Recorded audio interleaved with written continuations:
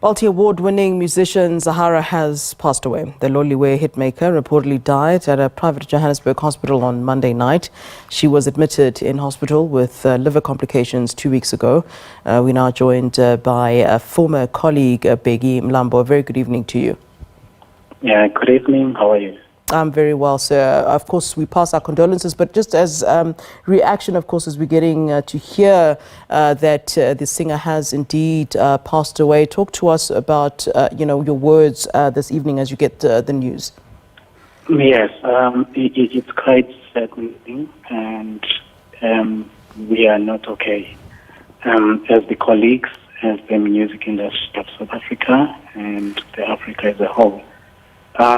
It's been a very, very short journey that we were with her, but it was totally amazing. Shooting Zahara as I Rise was one of the phenomenal experiences that we had, together, and we built so much memories, and we worked tirelessly in making it happen, and it was quite a big success. So today it's very much sad ukuthi ushile ngalendlela ashiye ngayo, and akukho singakwenza, amanzi uma esechithekile ngeke sikwazi ukuphinde siwakhuphe. Yeah. Bheki, were you aware of, Zahara's health challenges? Because we are getting some reports now that she had been in hospital for some time. Is there anything you can tell us with regards to what indeed had been happening? It was quite in a very last stage where I got to know about the condition that she was living in terms of her health. It was probably a few months ago, of which it was very much difficult even for us from my team to really work on something regarding that. It was a very, very short space of time between us as it's taking her life now. Yeah. We understand that she was, during the last days, with her siblings, her sisters, I believe. So obviously the message would have gotten to the family quite early on. What do you know about her relationship with her family, with her sisters, especially towards, towards the end? Man, it was amazing. Even the time we were preparing to shoot Zahara as I Rise, I'll get to the house. Abu Bandezwa, they are there. Abu Junior, they are there.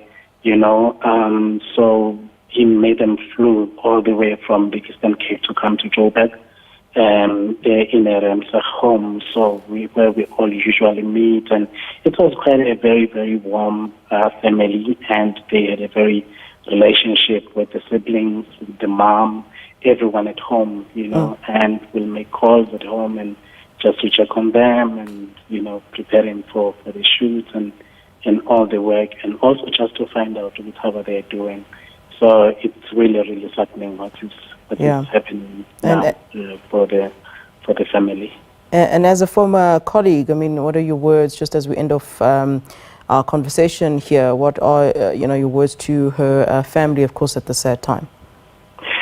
It's not easy to lose someone in the family. In this case, Zahara is umuntu wabantu and umuntu wesizwe. I would like to say to the family, mabaqine, uNkulunkulu khona ngaso sonke isikhathi, and everything inesikhathi sayo, and it's not easy to accept. But konke mabakubhekise enkosini, that all what I can share right now. I know no words can make them feel better right now, but in due time, uNkulunkulu uzoba nabo abaqinisa ngaso sonke isikhathi. All right, Bheki, many thanks to you and condolences to you and those who knew her closely. Bheki Mlambo was a former colleague of musician Zahara. Of course, the news coming in just now that she has indeed passed away. Meanwhile, the African Transformation Movement has expressed its deepest sorrow at the news of the passing of Bulelwa Zahara Mkutukana. The party says her musical influence is unparalleled. Joining us now is the party's National Communications Manager, Olisi Mkubu, who joins us via our telephone line. Olisi, thank you so much for joining us this evening. Really sad news coming out this evening on the passing of Zahara.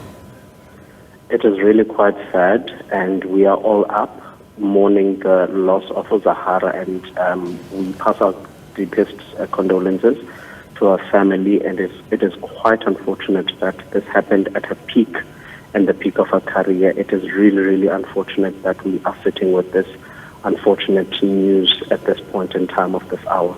What does it mean when we see a young person who had so much to live for, especially who had so much of influence in the music industry, passing away? We're not just speaking of a person or a young person here. We're speaking of an icon that took the music and the hearts of South Africans from the streets, the dusty streets of Eastern Cape, all the way to the world. Taking the baton over from Umamu Miriam Makeba and all of the other legends that lived, this world and actually showed our stories, because it is only through music that young people can learn how to love. We believe that is a philosophy that we go by. But most importantly, the arts are a way to actually convey a certain message. And Zahara made sure that she actually conveyed a certain message, and she carried her culture, our culture, all of our culture. She carried our representation, and she stood for who we are as a people. And it is not just the passing of any person, it is a passing of a monument, it is the passing of a great figure in the trajectory of music, in the trajectory of arts as South Africa. So we stand here as the African Transformation Movement, unfortunately, untimely so, passing out condolences to the family of Zahara. And we wish that she would have recovered from hospital. But as we stand here, we hope that family finds closure and the police are because we are unfortunately faced with the situation. And Nkosi, you are indeed describing her as an icon, and many South Africans would agree with you. And of course, as we remember the life and times of Zahara, how do you think South Africans should remember the life that was? As a person who got to perhaps maybe share the stage with her, it was there at the 2012, if I'm not mistaken, UFS Plains performances. I remember we were singing Everything May Be Rushing on Me, Everything May Be Too Slow on Me, but I know I will keep holding it down because I know where I'm going. That is a person who had a vision, and when she imparted that message, the message of that specific song to us as the people that were singing back up for her, she actually emphasized on, this is who I am and this is where I'm going. And we understood her vision. And I'm standing here today, communications director of a party, a national party in Parliament, and I can say that I still understand the vision that she imparted onto us, understanding that she had places to go.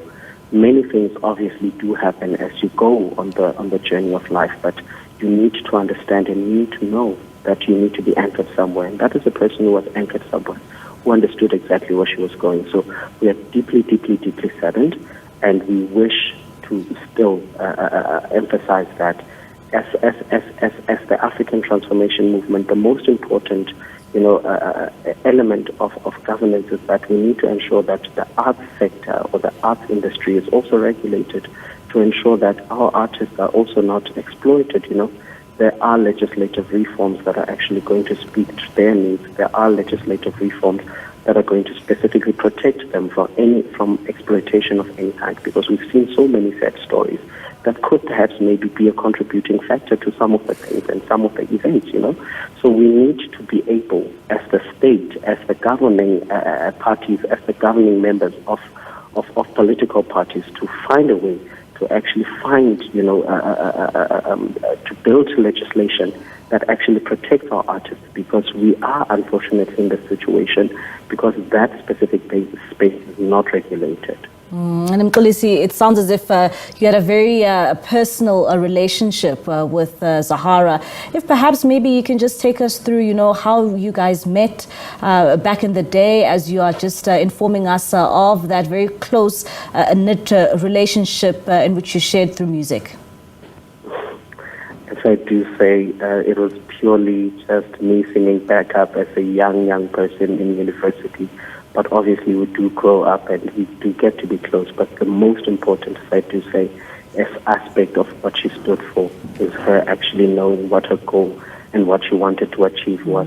And we all ought to understand and support what she actually stood for, as specifically a young female in South Africa, but most specifically as a person who came from the rural areas and managed to actually go to the center stage of the world. So we need to be able to know that, number one, you can be whatever that you set your eyes on, but we also need to support each other much that we actually break the glass ceiling that actually holds us back. That is exactly what Zahara stood for, and that is what we all need to embody at this point in stage. Mxolisi, thank you so much for your time this evening. That is Mxolisi Makubu. He is the ATM's National Communications Manager. They're just giving us a bit of insight in terms of his relationship with Zahara and what this death essentially means, especially for the art industry in South Africa.